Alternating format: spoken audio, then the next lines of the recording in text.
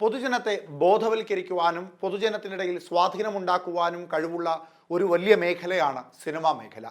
ഹൃദയത്തിൽ ആരാധിക്കുകയും ഹൃദയത്തിൽ സ്നേഹിക്കുകയും ചെയ്യുന്ന നിരവധി താരരാജാക്കന്മാരുള്ള മലയാള സിനിമ. ലോക സിനിമയിൽ മുടിചൂടാ മന്നന്മാരായി നിൽക്കുന്ന നിരവധി സിനിമകളും നിരവധി കഥകളും കഥാതന്തുക്കളും ഒക്കെ തന്നിട്ടുള്ള മലയാള സിനിമയുടെ വികൃത മുഖമാണ് ഹേമ കമ്മിറ്റി റിപ്പോർട്ടിലൂടെ ഇപ്പോൾ പുറത്തു വന്നിരിക്കുന്നത്. തൊഴിലെടുത്ത് സ്വന്തം മേഖലയിൽ തൊഴിൽ ചെയ്യുന്ന സ്ത്രീകൾക്ക് സുരക്ഷിതമായ ഒരു മേഖലയല്ല സിനിമ എന്ന് ബോധ്യപ്പെട്ടിട്ടും അതിനെതിരെ ഒരു വിരൽ പോലും അനക്കാത്ത നിരവധി സിനിമാ താരങ്ങൾ, സംവിധായകന്മാർ, നിർമ്മാതാക്കൾ, ആ മേഖലയിൽ ജോലി ചെയ്യുന്ന നിരവധി പേർ. എന്തുകൊണ്ടാണ് ഇവിടെ സിനിമാ മേഖലയിലുള്ളവർ ഹേമ കമ്മിറ്റി റിപ്പോർട്ടിനെ ഇത്രയേറെ ഭയക്കുന്നത്? എന്തുകൊണ്ടാണ് ഹേമ കമ്മിറ്റി റിപ്പോർട്ടിലെ ചില വ്യക്തികളുടെ പേര് വിവരങ്ങൾ പുറത്തു വരാതെയിരുന്നത്? എന്തുകൊണ്ടാണ് ഹേമ കമ്മിറ്റി റിപ്പോർട്ട് പുറത്തു വരുമ്പോൾ പലരും ഭയക്കുന്നത്? ഇതിനൊക്കെ ചില മറുപടികളുണ്ട്. ഇതിലൊക്കെ ചില വെളിപ്പെടുത്തേണ്ട സത്യങ്ങളുണ്ട്. 2018 അതിജീവിതയ്ക്ക് സിനിമാ മേഖലയിൽ നിന്നുണ്ടായ ഒരു അനിഷ്ടിത സംഭവം ഉണ്ടായിരുന്നില്ല എങ്കിൽ ഇത് പുറം ലോകം അറിയുകയില്ലായിരുന്നു. മറ്റൊരു പൗരൻ വിവരാവകാശ നിയമത്തിലൂടെ ഹേമ കമ്മിറ്റി റിപ്പോർട്ടിൻ്റെ ഉള്ളടക്കം ചോദിച്ചില്ലായിരുന്നുവെങ്കിൽ ഇത് പൊതുജനമോ മാധ്യമങ്ങളോ അറിയുകയില്ലായിരുന്നു. അങ്ങനെ ആരും അറിഞ്ഞില്ലായിരുന്നുവെങ്കിൽ മന്ത്രി സജി ചെറിയാന്റെ മേശപ്പുറത്ത് അങ്ങനെ ഇരുന്ന് ദ്രവിച്ചു പോകുമായിരുന്നു ഹേമ കമ്മിറ്റി റിപ്പോർട്ട്. ഇപ്പോഴിതാ എല്ലാവരും ഉണർന്നു പ്രവർത്തിക്കുന്നു. പരാതി ലഭിക്കുന്നതിനനുസരിച്ച് നടപടി സ്വീകരിക്കുമെന്ന് പറയുന്ന മന്ത്രി സജി ചെറിയാനോടക്കമുള്ള ചോദ്യമാണ് ഇവിടെ ജനങ്ങളും മാധ്യമങ്ങളും ഉയർത്തുന്നത്. നിങ്ങൾ ആരെയാണ് സംരക്ഷിക്കുവാൻ ശ്രമിക്കുന്നത്? മലയാള സിനിമാ ലോകത്തെ നിരവധി താരങ്ങൾക്കെതിരായുള്ള പല പരാതികളും ഉയർത്തുന്ന സിനിമാ നടിമാർ, അവർ ഇക്കാലം അത്രയും ഒന്നും മിണ്ടാതിരുന്നത് ഭയം കൊണ്ട് മാത്രമാണ്. സിനിമാ കരിയർ അവസാനിച്ചു പോകുമെന്ന തീരാത്ത ഭയത്തിലാണ്. കൊല്ലപ്പെട്ടു പോകുമോ എന്ന വലിയ ഭയത്തിലാണ്. രാത്രികാലങ്ങളിൽ ഒറ്റയ്ക്ക് താമസിക്കുന്ന ഫ്ളാറ്റുകളിൽ കയറി ആക്രമിക്കുമോ എന്ന ഭയത്തിലാണ്.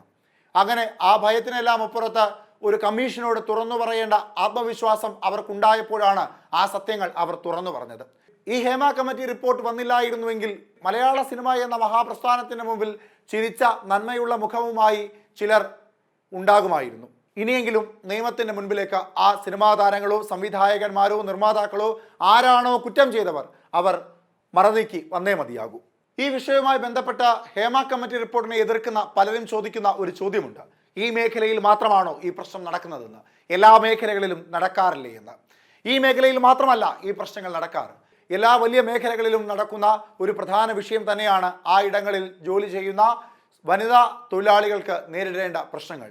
എന്നാൽ സിനിമാ മേഖലയ്ക്ക് പ്രാധാന്യം ഏറെ വരുവാനുള്ള കാരണം കാലങ്ങളായി ഇത് തുടർന്നു പോവുകയും എന്നാൽ സ്ത്രീകൾ നേരിടുന്ന ഈ പ്രശ്നത്തെ തുറന്നു പറയാൻ കഴിയാത്ത തരത്തിലേക്ക് അവരെ മാനസികപരമായും ശാരീരികപരമായും ഭീഷണിപ്പെടുത്തുകയും കൂച്ചുവിലങ്ങിട്ട് നിർത്തുകയും ചെയ്യുന്ന പ്രവണതയാണ് സിനിമാ മേഖലയ്ക്കുള്ളിൽ നടക്കുന്നത് എന്ന് ഇപ്പോൾ പുറത്തു വരുന്നു.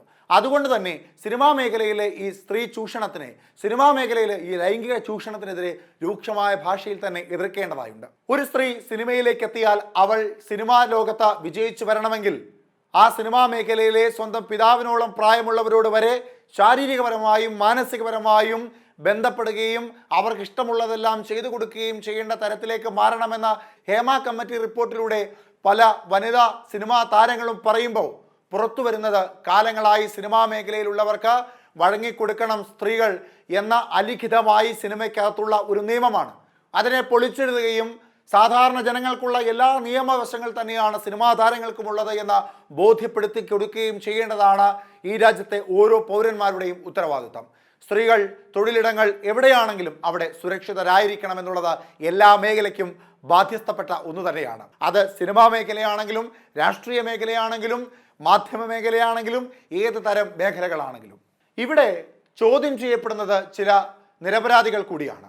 വളരെ ചുരുക്കം ചില നടന്മാരോ സംവിധായകന്മാരോ നിർമ്മാതാക്കളോ ഇത്തരത്തിൽ മോശപ്രവണത സ്ത്രീകളായ നടിമാരോട് കാണിക്കുമ്പോൾ സ്വാഭാവികമായും മാന്യമായി തൊഴിൽ ചെയ്തു പോകുന്ന സ്വന്തം സഹപ്രവർത്തകരെ വ്യക്തി എന്ന തരത്തിൽ തന്നെ ആദരിക്കുകയും സ്നേഹിക്കുകയും ബഹുമാനിക്കുകയും ചെയ്യുന്ന ഒരു പിടി നല്ല കലാകാരന്മാരുള്ള മലയാള സിനിമയിലെ ആ കലാകാരന്മാരും ഇവരോടൊപ്പം മലയാളി പ്രേക്ഷകരുടെ ഹൃദയത്തിലെ ചോദ്യത്തിന് മുൻപിൽ നിശബ്ദരായി നിൽക്കേണ്ടി വരുന്ന അവസ്ഥയാണ് ഇപ്പോഴുള്ളത്. 1 കോടിയിൽ പരം രൂപ ചിലവാക്കിയാണ് ഹേമ കമ്മിറ്റി റിപ്പോർട്ട് ഇപ്പോൾ സർക്കാർ പുറത്തുവിട്ടിരിക്കുന്നത്.